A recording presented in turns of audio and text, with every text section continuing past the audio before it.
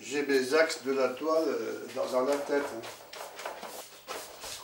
Je sais où je vais aller, à peu près.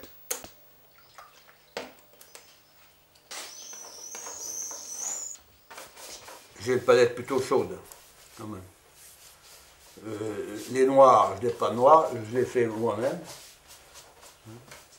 avec des lacs et des verts, mais j'ai une palette chaude, quand même. Je me sers surtout des couleurs orangées, rouges. J'aime les tons chauds plus que les tons froids. 3/4 de chaud pour 1/4 de froid, disons. Au plus. Mais souvent, j'ai pas de teinte froide dans mes toiles. C'est un tort. Mais c'est comme ça. Ah, mais je suis technique, par contre. Quand je peins, je fais comme je peux, avec ce que je peux.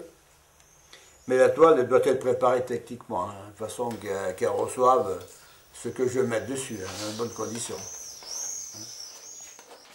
Je n'ai pas de secret d'atelier, mais chaque peintre a son petit truc, qui est bon ou qui est mauvais. Hein, donc, mais alors après, quand j'ai mon dessous qui est prêt, eh bien là, j'attaque d'un geste rageur, j'ai envie de dire quelque chose, je le mets, je le dis, puis après je le développe.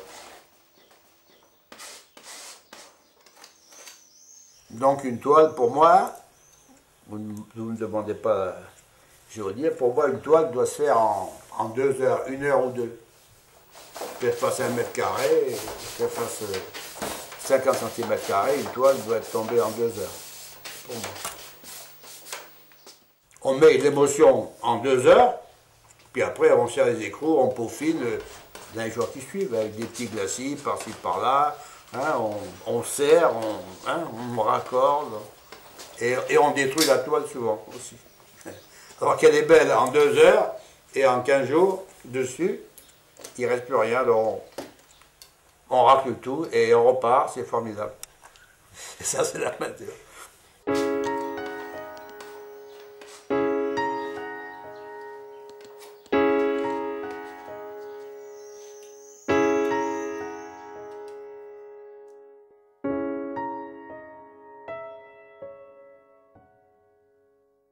J'allais être démobilisé en 1945, et puis j'étais à Limoges, et puis je vois exposition de peinture dans une galerie, et puis je rentre, bien sûr, je suis déjà intéressé.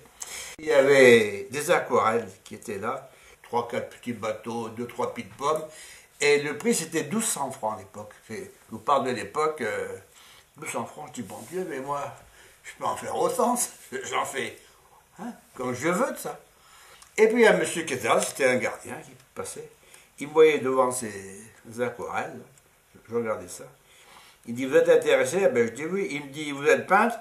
Je dis oui, oui, oui. Ben, je dis oui, quand il a posé la question. Je dis oui, je suis peintre. Je dis, c'est le prix? Et lui, oui. Ah, ben non. Il me dit, vous soyez intéressé d'exposer? Je dis, je prends bien. Il dit, je rentre de l'armée, ben, je vais être démobilisé, j'ai rien. Je pouvais en vendre, je suis content. Il dit, ben, il faudrait voir M. Vouret, qui lui est directeur artistique, c'est lui qui prend les peintres de la galerie. Bon. Et puis juste, il dit, ah, voilà M. Vouret. Alors il appelle M. Vouret. M. Vouret, je me rappelle toujours, j'étais là dans les Pissabourg, moi. Il dit, un monsieur, un militaire, là, il peint, là, et il aimerait exposer, là. Il voit les prix, il dit, ça intéresserait. Alors, Vouret, un monsieur de 50aine d'années, bien gentil, et qui vient bien. Alors, militaire, il dit, vous êtes intéressé? Ben, je dis oui. Vous payez? Ben, je dis oui. Alors, je payais, j'avais peint comme tout le monde, même tous les gamins, quoi.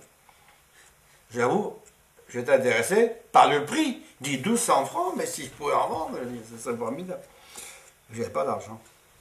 Et il me dit, venez dans 3 semaines, 15 jours, 3 semaines, me présenter ce que vous faites. Et puis on verra si ça m'intéresse. Ah, je dis, bon, j'étais enthousiasmé, mais un peu comme ça, parce que je dis, ouais, mais j'ai rien à lui montrer. Il est plein de cartons, mais de bouts de papier dessinés sur du vieux papier à peindre, derrière, au dos. Hein. Il y avait quelques rouleaux à la maison de papier à peindre, alors je dessinais derrière ça, quoi. Il n'y avait pas de bloc à l'époque. Et puis, alors, 3 semaines après, j'y retourne. Comme je m'étais arrangé à avoir une perme de 10 jours, là, et j'ai peint pendant 10 jours, là. Payé autant avec les doigts et tout ça. Ah ben c'est bien, il dit, ça m'intéresse. Eh ben, il m'en faut 12, comme j'avais 2 formats surtout, hein, équivalent à un 8 et l'autre à un 10-12, quoi. Il me dit, ça m'intéresse, vous m'en faites 12 petits et 12 grands. Rendez-vous dans un mois pour Noël, ça serait bien si vous pouvez avoir ça un peu avant Noël. Oh, je me suis débrouillé. J'avais une boîte de peinture que ma marraine, elle m'avait acheté, une grande boîte de Lefranc, c'était des grandes... il y avait des tubes, il y avait des grandes plaquettes d'aquarelle, de gouache, quoi. Alors j'étais là, j'étais moitié sec. Ben, je payais autant avec les doigts, j'ai même fait une éruption de bouton, j'étais tout mis, j'ai fait qu'à force de... Ben, il fallait que je bosse, hein. Mon père s'est mis à faire des cadres autour, qui étaient très beaux. Je crois qu'il les a pris pour des cadres, plus que pour des... Et puis alors quand j'y retourne, il a regardé ça. Je les avais à zéro, je dis, ce qui va, il me trouvait ça moche. Hein. J'ai tellement bossé vite que, puis d'abord, je trouve tout le temps ce que je fais, moi je sais ça. Alors, je trouvais ça moche, je dis, c'est pas vrai, ce qu'il va... Il va pas revenir sur sa parole, hein. J'avais peur. On me dit, ben c'est bien, ouais, ça m'intéresse. Il disait, c'est des cartes qui doivent m'intéresser, parce qu'il était beau, des cartes. Et puis il dit au vieux monsieur du gardien, eh bien voyez, vous m'avez fait trouver un jeune là, ben c'est bien, ben, j'aime bien ce qu'il fait. Et voilà le premier départ de peinture. Vous parlez des premières toiles que j'ai faites, enfin, première peinture, négociable, galerie, mais c'était en 1945 à Limoges.